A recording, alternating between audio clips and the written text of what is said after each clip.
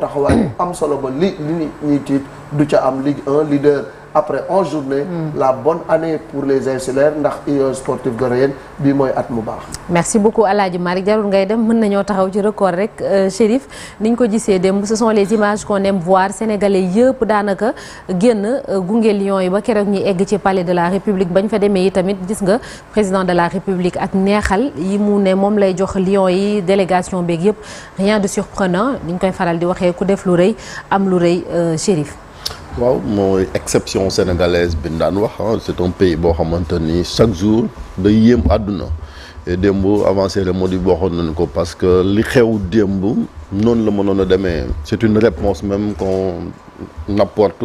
ak ñi bëgg a gàkkal victoire la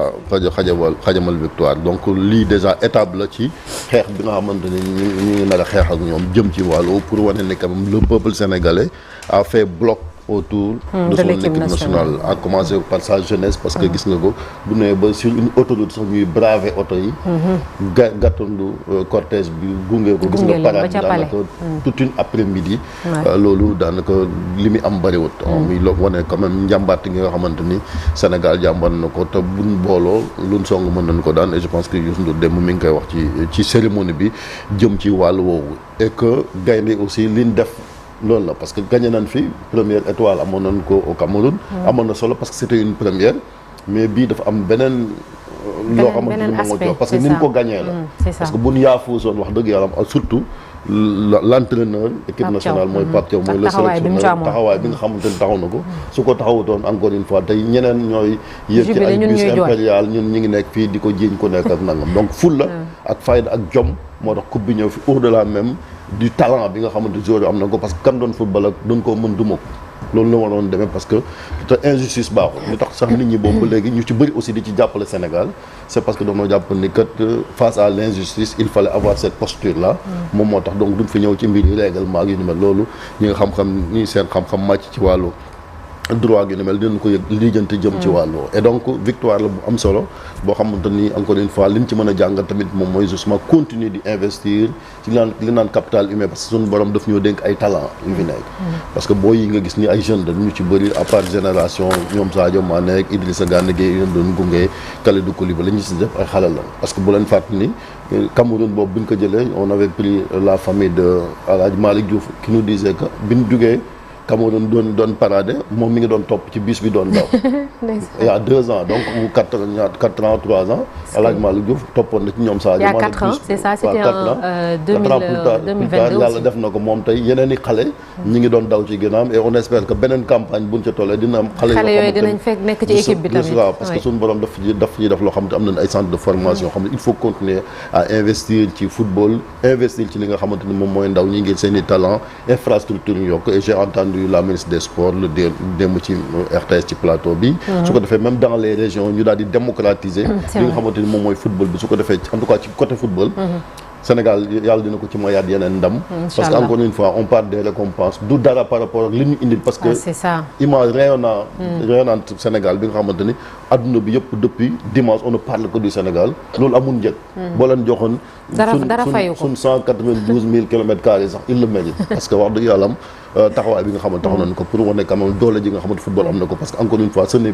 pas seulement du sport parce que dem na ba mbiram géopolitique dugg ci ak lu ni mel parce que ñu ngi ko doon xëccoog ak lobby yi nga xamante ni am na benn journal bu ci ñëwoon buñ sañoon affaire bi du fi yegsi donc boo amee ay ndaw yoo xamante ni wax dëgg yàlla am nañ jom am ful ak fayda taxawaay bi buñ ñëwee il mérite quand même cet accueil et loolu dina am loo xam ne dina ko def ci ñoom surtout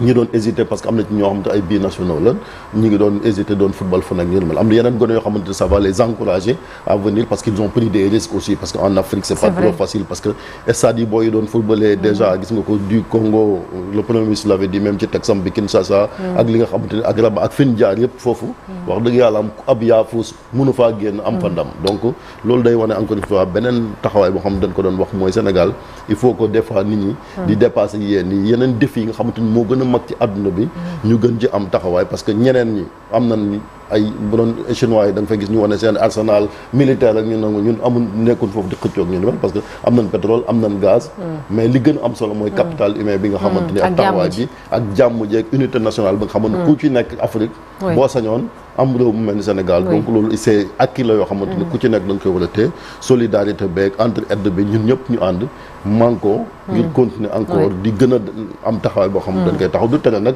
ay contradiction interne buñ ko amee démocratie la nit ñi ku nekk dafa am ay mbir yoo xam ne ñun ñëpp a ko bokk te waruñu cee xaajaloo voilà xaajaloo mooy drapeau national équipe nationale armée nationale lépp lu jëm suñ politique étrangère yooyu moom ñëpp ci war a ànd manko kenn lañ ko nekk muy président de la République fu mu joxañ ñëpp ci war a ànd ak moom et il faut saluer la présence quand même de toutes ces personnalités yoo xamante ne ci boor bu nekk ñëw quand même taxawaay bi bu jógee fii ba feete ko ba pare incha allah coupe du monde bi tamit yàlla may incha allah amin qui a de magnifiques images démb yoo xam ne day seddal xol et puis les discours qu'on a entendus aussi de part et d'autre tamit di gën a dalal suñu xel. effectivement soxna Naata je pense que démb daf ko gën a firndeel que le Sénégal a redonné ses lettres de noblesse à la CAN mais aussi au football africain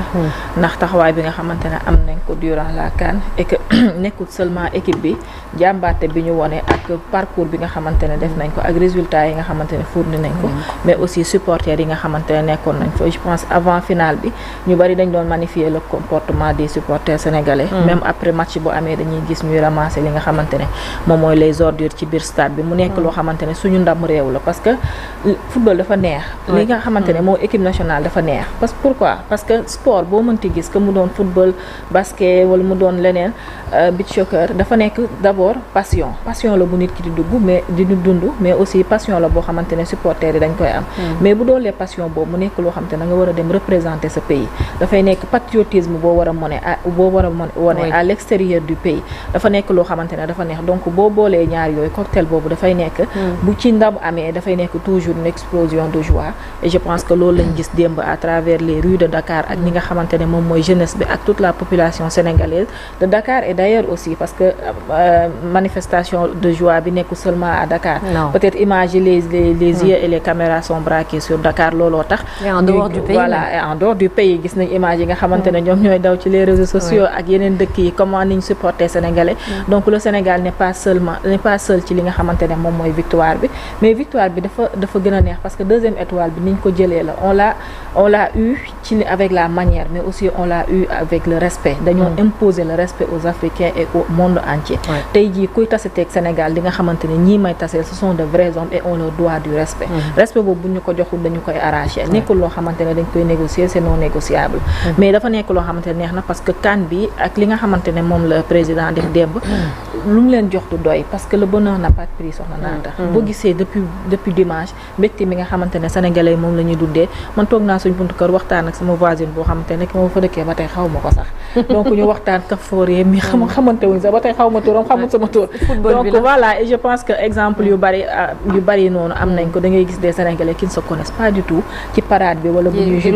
lonkante waxtaan xam nga ces moments là amul prix donc lu leen président defal rek ñun dañu koy xeeb d'autant plus que tey jii lii mu leen defal am na ñoo xamante lii ñu am tey am na ñoo xamante ne buñ sañoon tey am ko seen dëkk Mohamed Salah icône mondiale du football tey jii mën na risque de terminer sa carrière sans gagner la CAN retraite sax sans gagner la CAN gis nañ Maroc investissement yi nga xamante ne def na ko ci CAN bi pour avoir après 50 ans li nga xamante ne moom mooy seen deuxième étoile ils n'ont pas lésigné sur les moyens voilà def nañ lépp pour mën a am ko et quand on parle de lépp la aussi pour mën a am ko mais tey yàlla Sénégal la ko jox donc bu ñu ko yàlla joxee dañ ko koy santé donc amul cadeau bu ñu mën a jox ñi nga xamante ne ñoom ñooy Lions yi parce que bonheur bi ñu procuré unité bi ñu andiwaat démb gis nañ au palais de la République amul opposition amul parti au pouvoir amul dara communion lañ def autour ci li nga xamante ne moom mooy cette équipe et que noonu la war a demee dafa war a servir d'exemple li nga xamante ne am nañ ko tey wala li ñuy dund ces temps-ci Sénégal wax nañ ko waxati ko bu ñu àndee booloo dafa nekk dëkk boo xamante ne dara mënuñoo téye parce que xol yi bu booloo rek soxna Naata li nga xamante ne moom mooy naataange beeg lépp dafay suivre incha allah Kia merci beaucoup Alaaji Malick mbégte bi ñu gaynde yi indil nii lan moo koy fay président jox na leen ay neexal et tout ça macha allah on n'en attendait pas moins quand même mais dafa mel ni dara mënu koo fay daanaka. surtout ni ñu boolee xol yi keroog ba léegi ñu ngi koy wax ñëpp àndandoo doon benn tey voilà ñëpp ñu jël seen i ñàkk a déggoo yi yëpp ñu teg ko de côté. nous avons un peuple merveilleux. Sénégal est mature. Au pays mon beau peuple. bi nga xam ne moom la l'observateur titré dafay firndeel lu bari. xale yi bi ñuy dem palais la ñu dugg ba ñu duggee palais président daf leen a jox drapeau bi yàpp leen. ni leen bu ngeen demee na ngeen représenter dignement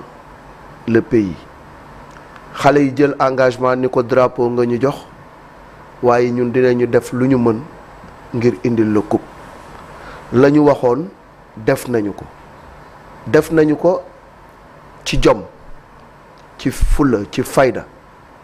muy vertu yi nga xam ne mooy caractériser l'homo sénégalensis. respecté nañu ñëpp am nañu humilité mais bu ñu duggee ci terrain bi gaynde gi ñuy woowee moom la ñu nekkoon. la ñu war a def nañ ko seen ñaq arrosé na les rectangles verts de Tanger et de Rabat seen deret xonqal na rectangle vert bu Rabat ak bu Tanger xoolal ba ñu tojee boppu Habib Diarra mu mel ni ku ñu kaala mu duggaat gën a ràkkaaju ñu toj boppu Ciss Pathé deret ja sang ko mu laxasaayu continuer di ñafe loolu mooy wane ni sénégalais la nga xam ni moom la Senghor waxoon ni on nous tue on ne nous déshonore pas ci loolu la ñu nekk ba am ndam li ñu am et de quelle manière bi ñuy jël coupe bi conditions yi ñu ko jëlee naata metti na trop. absolument. bari na ñu nga xam ne bu ñu doon ay bokkat lañu wala bari na ñu nga xam ne bu ñu leen tegoon li ñu teg Sénégal ñu daw wala boog ñu sëngeem mais sénégalais boo ko gënee bokkatal xoqatal gën ko méttital ca lay gën a wane fulla ak fayda ak jomam gën a wane taxawaayam te loolu la ñu wane ba jël coupe bi indi ko bi ñu ñëwee nag Sénégal kenn neewul sa morom génnal ñépp a génn lu mat juróom-benni waxtu ñu topp ko gaynde yi foo sànni mbàtt mu topp lu cortège bi gën a dem mbooloo mi gën a bëri xale yi lekkuñu naanuñu daw di leen topp ba biir palais wallaay wax dëgg yàlla loolu mooy wane ni réewum Sénégal bég nañu ci ñu bi ñu ñëwee yi tamit président de la République ak l'ensemble du gouvernement le premier ministre l'opposition les partis yi nga xamante ni maanaam parti indépendant lañu ak ñi nga xamante ni société civile lañu ak le monde artistique kilifa diine yi kilifa aada ñépp a dajaloo nekk ci benn tribune di kaf di ree c'est cette image là qu'on veut voir tous les jours c'est ce Sénégal là que nous aimons c'est ce Sénégal là moom la ñu war a cultiver tey dañu war a jóge ci li nga xam ne mooy football bi nga xam ne la Youssou Ndour woyoon football yaa mën a boole nit ku weex ak nit ku ñuul waaye cey football yaa mën a boole opposition pouvoir football yaa mën a dajale ñu nga xamante ni nii lu mat ñetti at a ngi nii kenn joxul sa moroom loxo football moom moo tax démb ñu daje bokk ndey bokk baay àndandoo sargal lion yi tatagal leen ku nekk di tàpp sa morom ku nekk di reetaan ak sa morom Sénégal googu la ñu bëgg nañ tàppe xol yi Youssou dafa wax baat bu gàtt mais bu am solo ni bu ñu booloo lu ñu song daan effectivement ñun Sénégal bu fekkee ni bokk nañu ndey bokk baay tàppe suñuy xol réew mi dina naat réew mi dina neex kon nag nañu jóge ci lii gën a booloo gën a xam ni Sénégal ñun li ñu bokk te kenn mënu ko séddoo mooy réew mi démb bi ñu tegee hymne national ñun ñëpp a jóg teg suñu loxo suñu dënn wayandoo peese tous bokkoraat bi nga xamee ni tey président de la république nee nañu le président de la république son excellence Bassirou Diomaye Diakhar Faye ñëpp a jóg taxaw xam ni kat kii mooy njiitu réew mi moom la yàlla teg ci bopp réew mi li ñu war mooy jàppale ko mu réussir sa mission. c'est vrai. Alors feetu nañu c'est bien waaye nag bu ñu fàttee. suñu xeex bi. suñu xeex bi. waaw. xeex bi bu ñu nelaw bu ñu gëmmentu nañu vigilant. ñu dajantu. parce que tey li nga xam ni moom la ñu bëgg a nas pour xajamal cere ji lu mu leen jaral nañu ko jaral ci yoon nag parce que aussi mbir mi buñ ko seetee ba ca biir Sénégal day tooñ nañ ñu tooñ gu metti waaye terewul football nañu ba jël coupe bi ñu bëgg caa boole nag toññar bi di ñu teg baaraamu tuuma duñu ko nangu Pape Thiaw ñu ngi koy delloowaat njukkal di toppaat ci ginnaaw di wax ni ñun ñëpp nous sommes des Pape Thiaw et nous sommes solidaires derrière Pape Thiaw ki nga xam ne mooy Sadio Mané notre ñancoo national international nañu xool lu rëy lu nga xam ne ci dundam dañ ko koy defal ba jusqu'à l'infini ku ñëw xam ni am na fi xale bu tuddoon Sadio Mané nekk le meilleur footballeur du Sénégal le meilleur footballeur d'Afrique nekk le leader technique boot xale yi ànd ak ñoom ba ñu jël coupe bi kooku mooy Sadio Mané mi nga xamante ni musuta dugal Sénégal ñàkk 38 matchs saa yi dugalee Sénégal gagné 6 matchs nul lañ ci am li ci des lépp dañ koo gagné musuta dugal Sénégal perte kii mooy ki nga xam ne moo jik Sénégal mooy xale bi nga xamante ni tey war nañ ko delloo njukkal ñu ngi wone légende yi Abdoulaye Sarr Jules François Bertrand Bocandé ka nga xamante ni ba ñu jógee Asmara 68 ba Caire 86 ñu def 23 ans xaw ma 26 ans de traversée du désert ca stade Demba Diop moom moo ñu delloo siwaat moom Jules François Bocandé keroog moo dugal ñetti but yóbbu ñu fa nga xam ne moom moo di Caire 86 ba ñu demee Caire 86 devant le président Hosni Moubarak 100 000 spectateurs ñu door Égypte 1-0 but de Thierno Youm tey jii aussi nañu xalaat ñi nga xamante ni nii ñoo des fële ca Maroc ñu téye leen nañu leen taxawu ndax ay doomu Sénégal la ñu mat nañu fukk ak juróom-ñett yu nga xam ne ñu ngi ci loxo yoon nañ leen taxawu ba ñu ñibbisiwaat ci réew mi doomu Sénégal ya fa nekk xat nañu fa doomu Sénégal waaw Pape Bouba Ngok doomu Sénégal ya fa nekk xat nañu fa jamono ji il faut que la diplomatie sénégalaise se déploie par tous les moyens pour que la tension wàcc ñuy wax à nos frères marocains que le football ne doit pas être justement un moyen de nous séparer.